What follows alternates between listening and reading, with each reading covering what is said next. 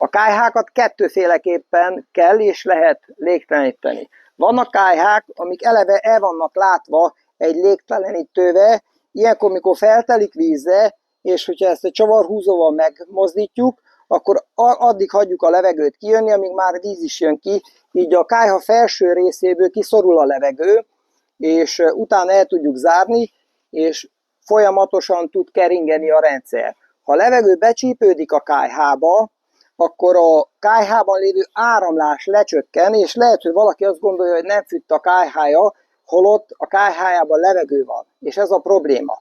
Azokban a kályhákban, amiknek nincsen légtelenítője, látjátok, ennek van, meg nincsen, úgy van amúgy kialakítva, hogyha innen nézed, hogy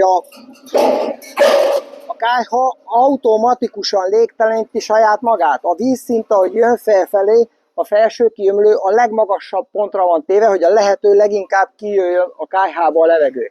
Ha mégse történik ez meg, valamilyen oknál fogva, lehet, hogy a kályha egy kicsit rosszul áll, és mégis marad benne, még mindig megtehetjük azt, hogy belenyúlunk a kályhába, nyilván ez kívülről kell belenyúljunk, de bele tudunk nyúlni a kályhába, és a kezünkkel, ha így megrántjuk néhányszor, mikor tele van vízzel, akkor az áramlást meg tudjuk segíteni, és beindítjuk. Hogyha a kályhánk tüzelés után nem okozza azt, hogy itt áramlik ki a meleg víz, akkor levegő van a kályhában.